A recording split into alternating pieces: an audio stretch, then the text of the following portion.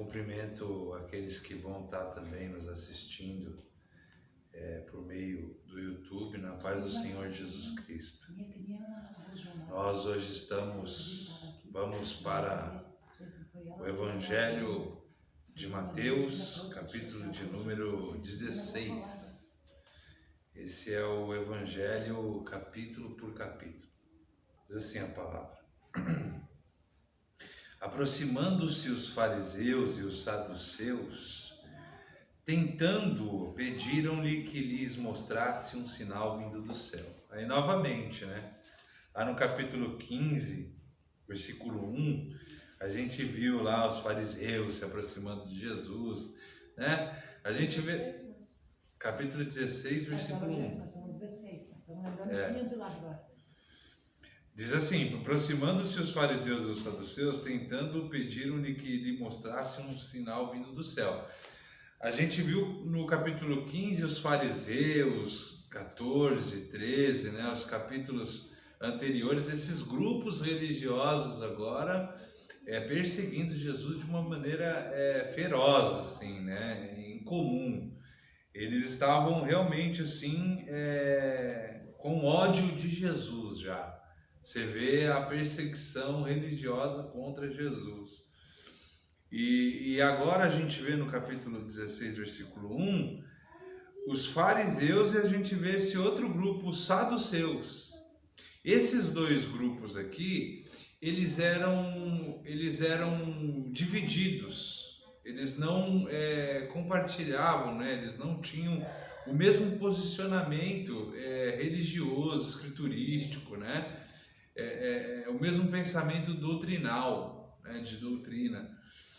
E eles eram divididos, eram grupos que sempre entravam em atritos, com relação às suas doutrinas.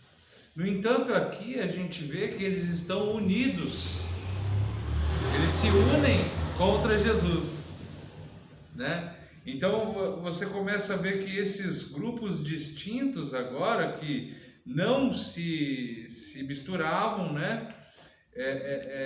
se unindo para perseguir Jesus. E eles chegam a Jesus e dizem: mostra-nos um sinal, comprove que você é quem diz ser, que você é o Cristo de Deus, o Cristo esperado, o Messias esperado.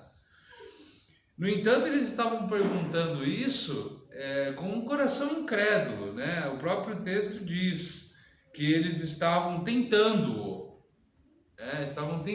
Jesus para que ele pudesse de alguma forma ser envergonhado ou ser exposto, em algum erro, em alguma coisa. Já não bastou para esses grupos, fariseus e saduceus, provavelmente, como a gente viu no capítulo 15, a multiplicação dos 7 pães e alguns peixes, A outra multiplicação de Jesus também, que a gente viu.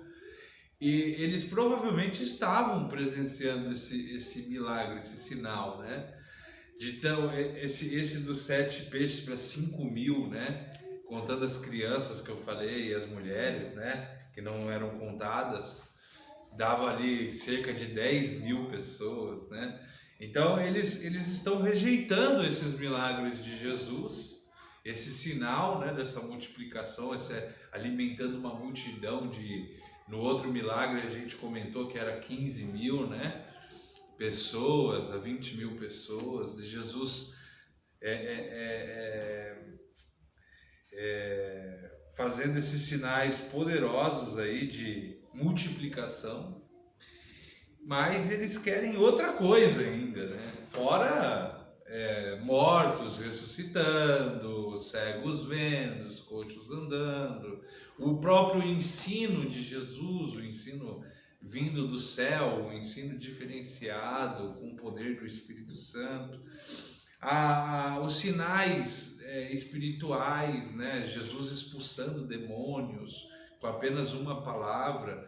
Então esses líderes religiosos, rejeitando todos esses sinais, chegam em Jesus e mostram-nos um sinal, Ou seja, o coração deles está em outro lugar, Eles queriam provavelmente que Jesus fizesse como Elias, mandasse descer fogo do céu, né? Mas olha o que Jesus diz aí. Ele, porém, lhes respondeu, verso 2: chegada a tarde, dizeis, haverá bom tempo, porque o céu está avermelhado. E pela manhã, hoje haverá tempestade, porque o céu está de um vermelho sombrio. Sabeis, na verdade, discernir o aspecto do céu, e não podeis discernir os sinais dos tempos? Uma geração má e adúltera pede um sinal, e nenhum sinal lhe será dado, senão o de Jonas. E deixando-os, retirou-se. Então, Jesus diz a esses homens, né? Olha, vocês sabem discernir o aspecto dos céus, das estações, quando vai chover, quando não vai, né? Mas vocês não sabem discernir os sinais dos tempos, né? E aqui provavelmente Jesus está dizendo dos tempos messiânicos, né? Da vinda dele. E ele diz uma geração má e adúltera. A geração dele, ele está dizendo isso da própria geração dele, que era uma geração má e adúltera. E adúltera aqui não significa só a questão da traição, mas a questão da idolatria, né? Da falta de percepção religiosa e dessa fornicação com a idolatria, com algo que não vem de Deus, né? E Jesus diz, nenhum sinal mais haverá, senão o sinal de Jonas. Lembra que a gente falou do profeta Jonas, um tempo atrás? Que Jonas ficou 3 noites, né? 3 dias no ventre do monstro marinho, né? Não se sabe que animal engoliu ele, mas é descrito isso no livro de Jonas. Depois ele foi vomitado, né? Por esse monstro marinho na praia de Nínive. E para ele pregar a condenação aos ninivitas. Então, Jesus estava dizendo aqui da sua própria vida, né? Ele era esse sinal maior que desceu do céu, né? Que estava na frente deles ali e eles não aceitaram, né? Isso caracteriza essa geração. Eles não aceitam o Cristo, mas querem de todo jeito sinais, né? Da mesma forma, a gente encontra essa dificuldade em nossa geração, né? Nós não queremos o Cristo, nós queremos os sinais, né? Nós queremos também, né, nos aproximar e falar, mostra-nos os sinais, eu quero ver, eu quero... né? E nós não temos é uma geração que não tem essa fé no Cristo Redentor, né? Precisam de algo mais. E aí Jesus, deixando, verso 4, retirou-se dali, tanto fisicamente como espiritualmente, do meio desses religiosos. Mais uma vez Jesus, ele se retira desse meio, né, dessa perseguição. Versículo 5, ora, tendo os discípulos passado para o outro lado, esqueceram de levar pão. Os discípulos esqueceram, né, de levar o pão ali. Oh, glória! E Jesus lhe disse, vede e acautelai-vos do fermento dos fariseus e dos saduceus. Eles, porém, discorriam entre si, dizendo, é porque não trouxemos pão. Percebendo Jesus, disse, por que discorreis entre vós, homens de pequena fé, sobre o não terdes pão? Não compreendeis ainda, nem vos lembrais dos 5 pães para 1000 homens, e de quantos cestos tomastes? Nem dos 7 pães para os 4.000 e dos 4 cestos tomastes? Como não compreendeis que não vos falei a respeito de pães? E assim, acautelai-vos do fermento dos fariseus e dos saduceus. Então entenderam que não lhes dissera que se acautelassem do fermento dos pães, mas da doutrina dos fariseus e dos saduceus. Bom, Jesus está ali no barco com os discípulos, e os discípulos esqueceram do pão. esqueceram do mantimento, né? E Jesus olha para os discípulos e diz: olha, acautelai-vos com o fermento dos fariseus, né? E com isso Jesus estava dizendo, o fermento é o mau ensino dos fariseus, né? É a doutrina falsa dos fariseus, como mesmo Jesus explicou. Só que a gente percebe a dificuldade espiritual dos discípulos discernirem aquilo que Jesus fala, né?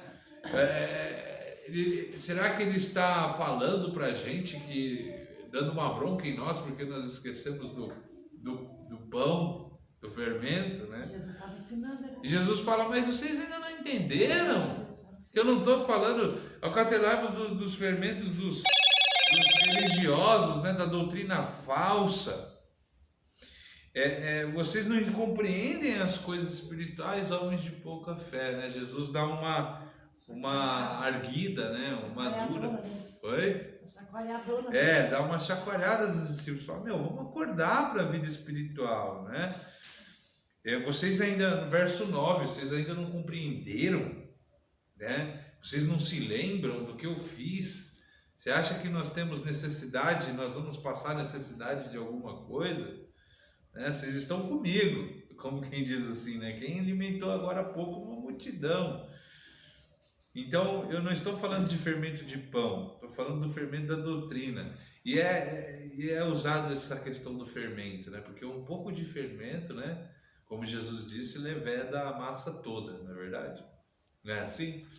Então, aqui chama a nossa atenção para nós tomarmos cuidado com o falso ensino, a falsa doutrina, né? A falsa compreensão das Escrituras.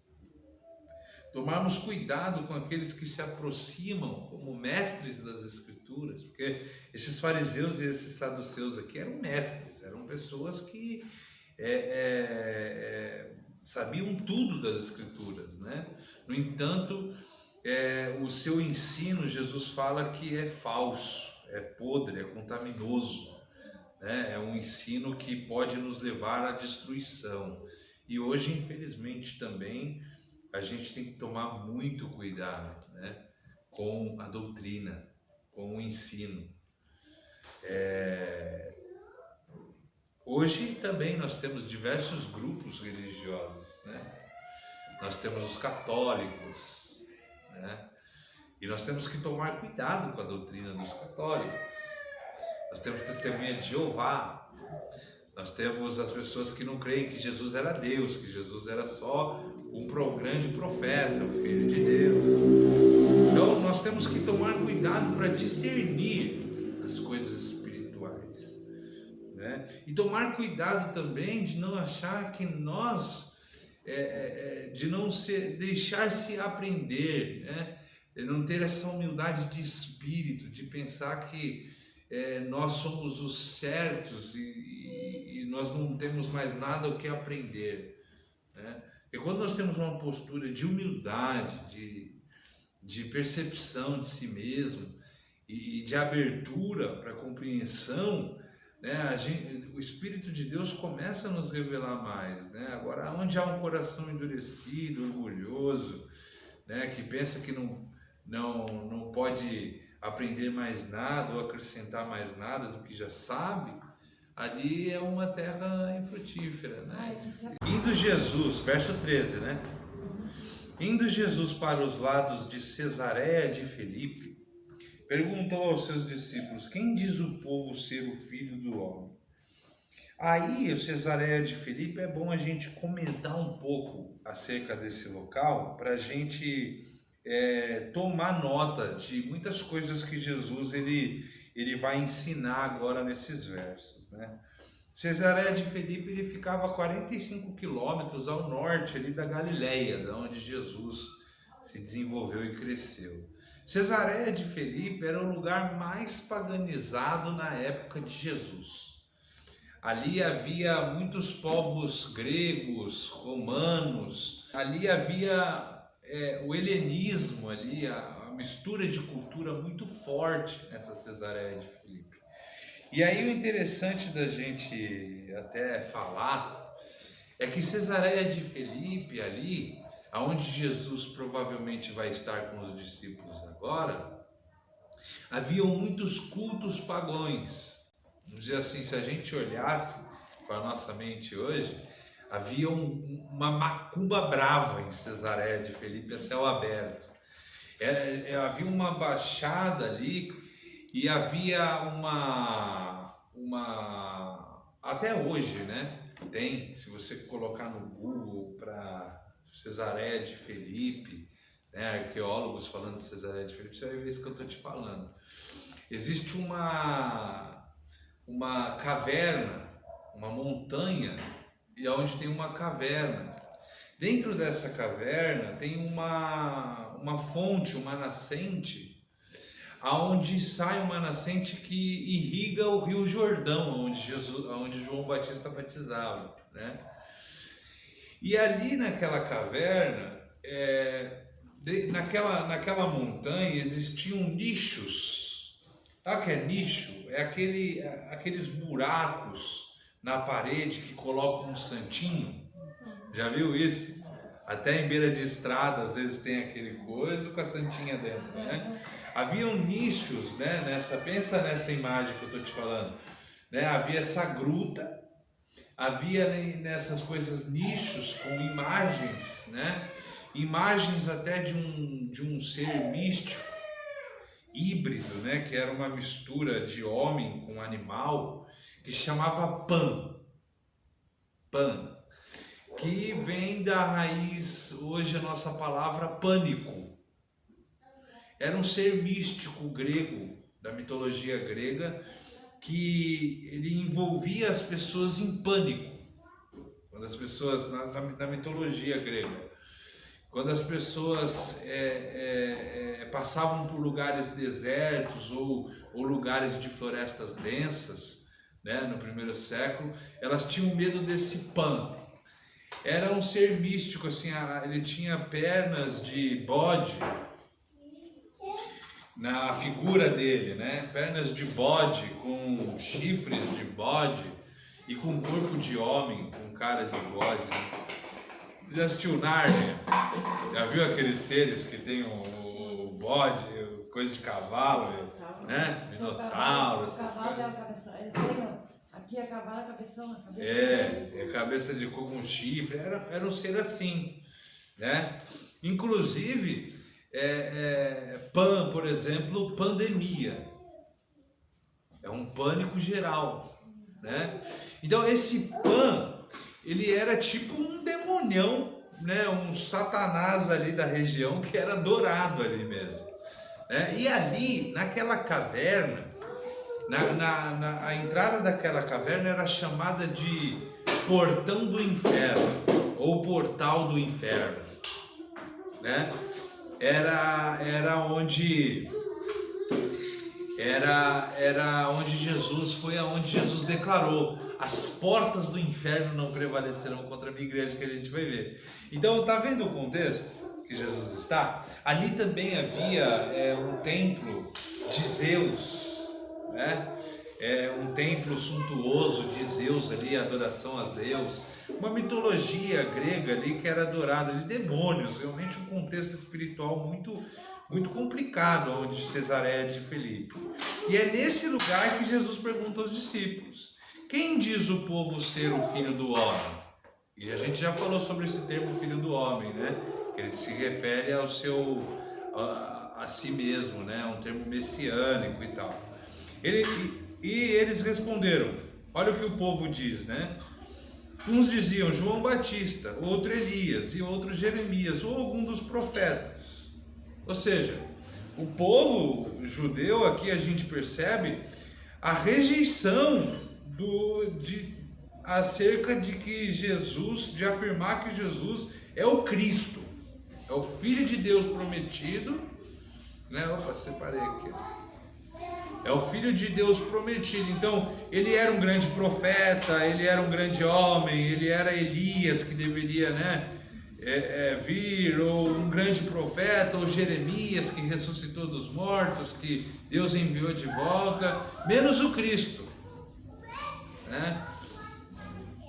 E aí continua, aí Jesus se volta aos discípulos, mas vós, continuou ele, quem dizeis que eu sou? Então Jesus pergunta, quem dizem que eu sou, quem os outros falam? E agora Jesus se volta para os que o seguem, os 12, diz, e vocês, qual é o pensamento de vocês acerca de mim?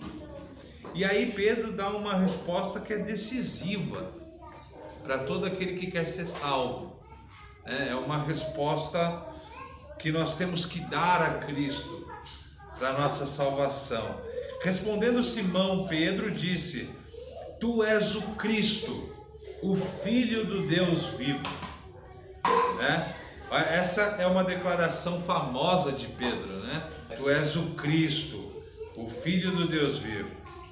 Então Jesus lhe afirmou, bem-aventurado és, mais do que feliz és, Simão Barjonas, que é o nome dele. Pedro é porque Jesus mudou, né? Foi Jesus que mudou o nome do Simão. Esse era do Pedro, era Simão. Então, porque não foi carne e sangue que te revelaram, mas meu Pai que está nos céus. Veja que Jesus diz para ele, não foi carne nem sangue que te revelou. Ou seja, você não chegou a essa compreensão de forma racional, né? De forma que você foi ensinado, então você chegou a essa declaração. Mas ele fala, foi o meu Pai que está nos céus que te revelou isso. Ou seja, as coisas de Deus têm que nos ser reveladas espiritualmente. Elas são discernidas espiritualmente. O Cristo, Jesus, nós só chegamos a essa confissão de que Jesus é o Cristo, o Filho de Deus, o enviado de Deus, o Deus que se fez homem, através da revelação espiritual, através da revelação do Pai, né? É uma oração de Jesus, se eu não me engano é João 14, ele diz, Pai, graças te dou, né? Porque ocultaste essas coisas dos sábios e instruídos e as revelaste aos pequeninos, né? E aos humildes de coração. Deus realmente tornou as coisas loucas deste mundo, né? As coisas sábias deste mundo em loucura, né? E as coisas loucas deste mundo ele escolheu para confundir as sábias. Então ele escolhe gente como a gente, que é pequeno, que é intelectualmente raso, para revelar coisas tão profundas e magníficas que ele fez desde a criação, né? Desde o início de todas as coisas em Jesus, coisas espirituais que estão além do intelecto humano e da racionalidade humana. E aí verso 18, também eu te digo que tu és Pedro, e sobre esta pedra edificarei a minha igreja, e as portas do inferno não prevalecerão contra ela. Agora aqui, esse verso aqui é um verso que a gente precisa explanar ele um pouco mais e desenvolver ele aqui um pouco mais, por conta esse verso aqui, ele já ao longo da história do cristianismo e até hoje, ele é mal interpretado, né? Ele ganha interpretações diversas. Por exemplo, o catolicismo, o Papa, ele toma esse verso para dizer sobre para falar sobre o papado, né? O Papa ele acha, né, Paula, que ele é o sucessor de Pedro. Então eles têm Pedro como o primeiro Papa, por causa dessa declaração que Cristo fez. Também eu te digo que tu és Pedro, e sobre esta pedra edificarei a minha igreja, né? Então, como se a igreja de Jesus, se você não compreender, se você não estudar bem esse verso, parece que Jesus está dizendo que a igreja está sendo edificada em Pedro, está sendo construída em Pedro, não é verdade? Ele fala, também eu te digo que tu és Pedro, e sobre esta pedra edificarei a minha igreja. Mas olha que interessante que Jesus está fazendo aqui, ele está aqui fazendo no verso aí 18, ele está fazendo um trocadilho com o nome de Pedro. Por exemplo, a palavra Pedro, o nome de Pedro se refere pequena rocha. Pode deixar eles lá, pode deixar. Pequena rocha, ou pequena rocha não, significa, do grego aí é Petros, que quer dizer, presta atenção nisso que isso é importante, que quer dizer fragmento de pedra. Então Jesus usa um trocadilho, faz um trocadilho. Também eu te digo que tu és Pedro, tu és fragmento de pedra. No grego, Petros, fragmento de pedra. E sobre esta pedra, aí aqui a palavra pedra no grego é Petra. Então para Pedro, que é a palavra Petros, é fragmento de pedra, fragmento de rocha. E a palavra pedra que ele usa é a palavra Petra, que quer dizer rocha, uma rocha inabalável, uma rocha imóvel. Então ele diz assim: tu és Petros, tu és fragmento de rocha, e sobre esta Petra, sobre esta rocha, eu edificarei a minha igreja. Então ele fala: tu és um fragmento de pedra, mas sobre esta rocha, e ele está falando dele, sobre ele será edificada a igreja. Não sobre Pedro, mas sobre mas sobre a rocha, né? Que é a Petra.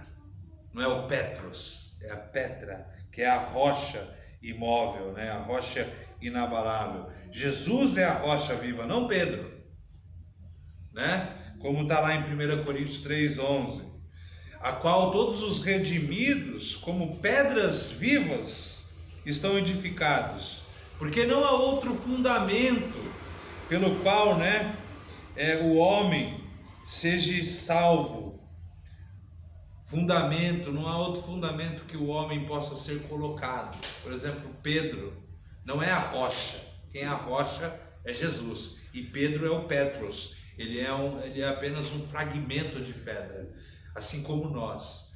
Cristo é a rocha viva e nós somos essas pedras que estão sendo edificadas em Cristo, essa pedra viva. Deu para entender? Por isso que a igreja católica, aqui a igreja católica se confunde. Aqui a igreja católica se confunde. Elas tomam este verso para dizer sobre o papado, que a igreja está edificada sobre o papado. Por isso que o Papa, ele tem poder de excomungação. Sabe o que é excomungar? Sabe o que é isso? Excomungado, você já ouviu falar isso, Cristiano? Fulano de tal foi excomungado. Já ouviu falar? A excomungação, quer ver um cara que foi excomungado atualmente? Quem foi, Paulo? Aquele Fábio de... como é que é? Fábio de Mello, né? O Fábio de Mello, ele foi excomungado da igreja católica, né? Se eu não me salvo engano, é isso mesmo, Paulo? Né? Foi excomungado. O Martinho Lutero, né? É a história da igreja, que ele foi excomungado por causa das 97, né? 95 teses. Então, a excomungação é o quê? É amaldiçoar, é você tornar a pessoa amaldiçoada ao inferno, é você condenar ao inferno. Essa pessoa já não tem mais salvação. Quando o Papa fala, você está excomungado, você está... o Papa tem o poder, no catolicismo, de tornar uma pessoa condenada ao inferno, né? A Igreja Católica faz isso, ela excomunga, ela acredita que só há salvação dentro da igreja, né? Já nós não acreditamos isso. Nós acreditamos que a salvação somente em Cristo. Por isso que é sola Escritura, sola fé, sola graça, somente Cristo, né? Somente graça, somente fé, somente a Escritura, somente Cristo, né? Somente a glória a Deus. Por isso que é o solas do protestantismo que fala, né? Então nós cremos apenas que somente Jesus salva, que nenhum ritual da igreja salva. Sabe por que a igreja católica batiza criança? Salvação. Por causa da salvação. Eles creem que o ritual da água salva. Tá entendendo? Tá dando para entender a doutrina? Por isso que Jesus fala, olha, um pouquinho de fermento leveda a massa toda. Cuidado com o fermento dos fariseus e dos saduceus. Verso 19: Dar-te-ei as chaves do reino dos céus. O que ligares na terra terá sido ligado nos céus, e o que desligares na terra terá sido desligado nos céus. Então advertiu os discípulos de que a ninguém dissesse ser ele o Cristo. Olha que interessante aqui. Dar-te-ei as chaves do reino dos céus. Sabe o que isso significa? Chaves na Bíblia é sinal de autoridade. É símbolo de autoridade. Por exemplo, já ouviu falar que Jesus ele tem as chaves da morte? Né? As chaves, o que é? A autoridade da morte.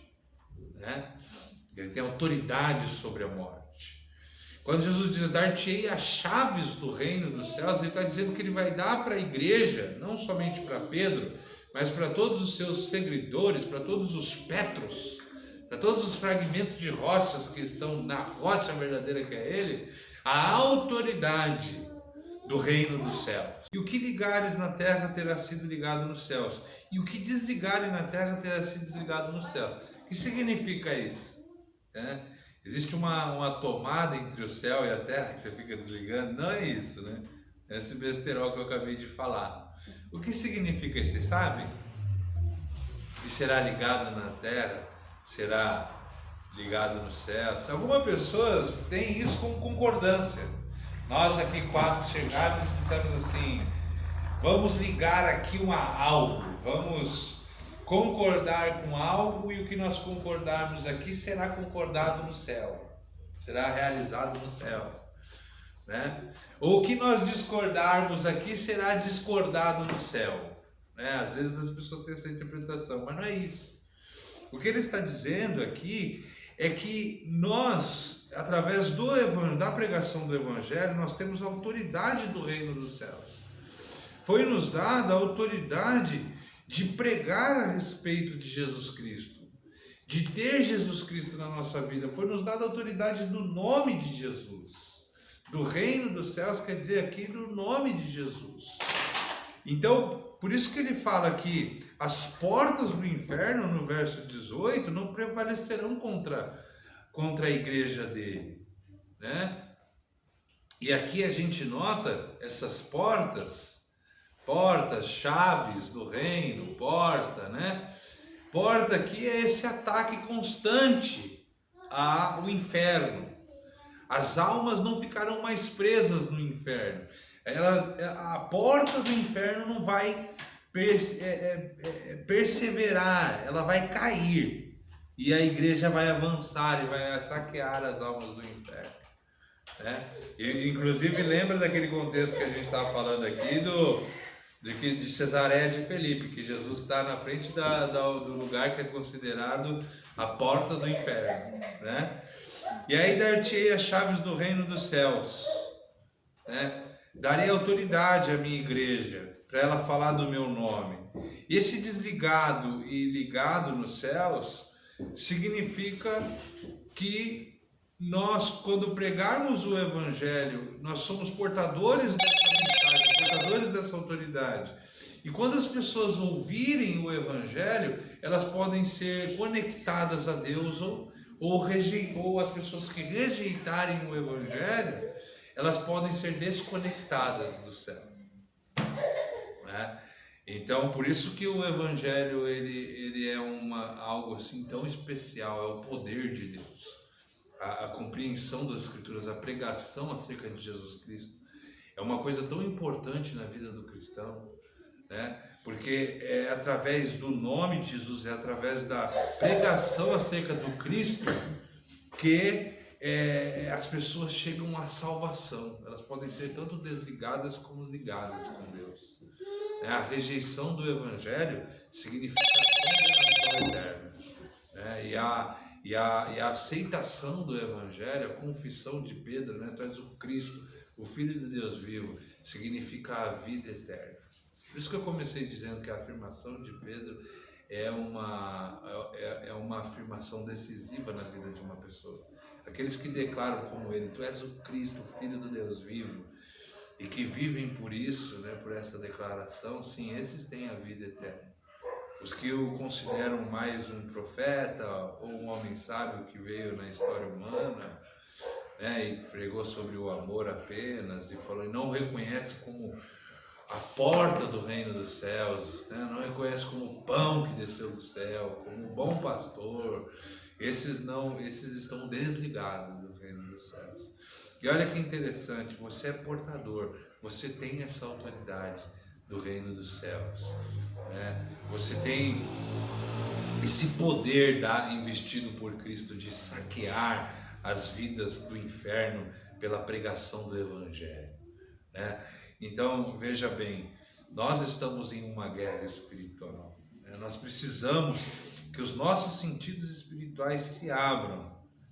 E olha que interessante, verso 20 ele diz aos discípulos: então advertiu os discípulos de que ninguém dissessem ser ele o Cristo, porque já haviam tido uma concepção acerca de Jesus, já havia uma rejeição do povo acerca dele, e ficar proclamando que ele era o Cristo já não ia mais adiantar de nada. E também Jesus fala isso aos discípulos: olha, não dizem a ninguém isto, né? Até que se cumpra tudo o que tem que ser cumprido acerca desse. E aí ele vai, para a gente já ir para encerrar, que já deu nosso horário, eu vou só falar a respeito disso aqui. Desde esse tempo, verso 21, começou a Jesus Cristo a mostrar a seus discípulos que era necessário seguir para Jerusalém e lá sofrer muitas coisas dos anciões, os anciões que são os líderes do povo, os mais velhos, né? O povo judeu, dos principais sacerdotes e dos escribas, ser morto e ressuscitado ao terceiro dia. Então veja, isso não era uma novidade a Cristo, né? A perseguição, a morte dele, as injúrias que ele iria sofrer, ele já sabia disso. Ele começou a anunciar já aos seus discípulos os seus sofrimentos, o que ele iria padecer, mas que ele também iria ser ressurreto dos mortos ao terceiro dia. Ele fala, sofrer muitas coisas dos anciões, dos principais sacerdotes e escribas, ser morto e ressuscitar ao terceiro dia. E olha que interessante, Pedro acabou de ser usado por Deus para dizer o quê? No verso que a gente leu, a frase famosa, tu és o Filho do Deus vivo. E olha agora que Pedro vai ser usado por quem? Veja bem, né? Que coisa interessante, né? Uma hora ele está sendo usado pelo Pai, e agora ele vai ser usado por Satanás. Ó. E Pedro, chamando-o à parte, começou a reprovar Jesus, dizendo, tem compaixão de ti, Senhor, isso de modo algum te acontecerá, ou seja, você não vai morrer coisa nenhuma, isso não vai acontecer com você. Mas Jesus, voltando-se, disse a Pedro, arreda-te, Satanás, tu és para mim pedra de tropeço, porque não cogitas as coisas de Deus, e sim dos homens. Veja que coisa interessante. Jesus acaba de dizer para Pedro assim, não foi carne nem sangue que te revelaste, mas o Pai que está nos céus. E agora, arreda-te de mim, Satanás, porque não cogitas das coisas de Deus. Então, por que Jesus fala isso para ele? Porque ele estava tentando Jesus a não ir para a cruz, a não sofrer, a não morrer, a não passar o que ele tinha que passar. Ou seja, nós só podemos seguir a Cristo, né? Nós só podemos, Pedro aqui está com um discurso sem cruz, e infelizmente hoje nós vivemos um evangelho sem cruz. Nós temos esse discurso que nós queremos o Cristo que não padeceu, que não morreu, que não sofreu. Nós só queremos o Cristo da glória, o Cristo que dá, o Cristo que é o gênio da lâmpada mágica, atende os meus pedidos, né? Mas Jesus se volta para Pedro e diz, tu és para mim pedra, arreda-te de mim, Satanás, tu és para mim pedra de tropeço, porque não cogitas as coisas sim, e sim das dos homens. Pedro aqui estava sendo usado, infelizmente, pelo diabo, dizendo essas coisas a Jesus, tentando-o a não ir à cruz, a não morrer pelos pecados da humanidade, né? Como um sacrifício perfeito a Deus. Então veja que o propósito de Jesus era a cruz. O propósito de Jesus, ele veio ao mundo para isso, para morrer, né? Para ressuscitar dos mortos. E diz lá, verso 24, então disse Jesus aos seus discípulos, se alguém quer vir após mim, a si mesmo se negue, tome a sua cruz e siga-me. Vê o contexto em que Jesus está dizendo isso, né? Se você quiser me seguir, é necessário você se negar e tomar a sua cruz. Isso significa autonegação, né? Que você vai passar por sofrimentos. Se você quer vir após ele não escondeu isso de ninguém. Ele não ludibriou ninguém, ele deixou bem claro que tome a sua cruz e siga-me. E ele vai dizer, verso 25, porquanto quem quiser salvar a sua vida, perdê-la-á. Quem tentar ganhar a sua vida nesse mundo, né? E quem perder a vida por minha causa, achá-la-á. Mas sabe, meus irmãos, a gente está mais interessado em ter a nossa vida, né? Em nós, em mim, né? Ai as minhas dores, ai a minha casa, a minha vida, a minha situação, a minha comida, a minha bebida, a minha vestimenta, eu. É uma vida cristã voltada a mim, não a ele. Nós precisamos disso, perder a nossa vida. Não acreditar nada mais a nós do que a servidão a Cristo. Porque senão a gente vai viver uma vida voltada para a gente, né? Não para Cristo. Pois que aproveitará o homem se ganhar o mundo inteiro e perder a sua alma? O que dará o homem em troca da sua alma? Aqui Jesus está falando da importância da alma, né? Porque adianta você ganhar o mundo todo, você ter tudo que você quer ter, né? Você fazer tudo que você quer fazer e você perder a sua alma. O que dará o homem em troca da sua alma? Ou seja, nós perdemos isso, sabia? Nós perdemos, gente, o valor da alma. As pessoas já não evangelizam, por exemplo, por causa de almas saqueadas do inferno. Elas evangelizam para encher a igreja, né? A gente evangeliza para encher a igreja, para trazer gente, não uma declaração ali, alguma pessoa que aceita. Eu amo, né? Quando eu vou fazer evangelismo, a pessoa aceita Jesus. É como se eu ganhasse um troféu, é como se eu ganhasse um prêmio. A geração de hoje, ela não dá mais importância para a alma, para as coisas espirituais, ela dá importância para as coisas físicas, terrenas, carnais, né? Coisas que nós podemos apalpar, ver. O evangelho de hoje é um evangelho pregado a isso. As igrejas hoje conclamam a isso, né? Ao bem-estar. Você tem que ser feliz. Você tem que ser feliz. Você tem que ter tudo o que você quer ter. Você tem que ter um relacionamento super bom. Você tem que ter uma casa linda e maravilhosa. Você tem que ter um carro bom, um carro do ano, né? Você tem que ter, você tem que ser. E aí Jesus vira e fala assim, não, você tem que deixar de ser. Você tem que deixar de ter. Você tem que se sacrificar por mim, você tem que tomar uma cruz, você tem que pensar em morrer por mim. Você já não tem mais vida, você já não tem mais querer. Se você comer, se você tiver, você é meu discípulo. Se você comer, é porque eu te mandei. Se você não comer, é porque eu não te mandei. Aí a gente não tem esse cristianismo na gente, né? A gente não pensa dessa forma, né? E aí ele diz assim: porque o Filho do Homem há de vir na glória de seu Pai com os seus anjos, e então retribuirá a cada um conforme as suas obras.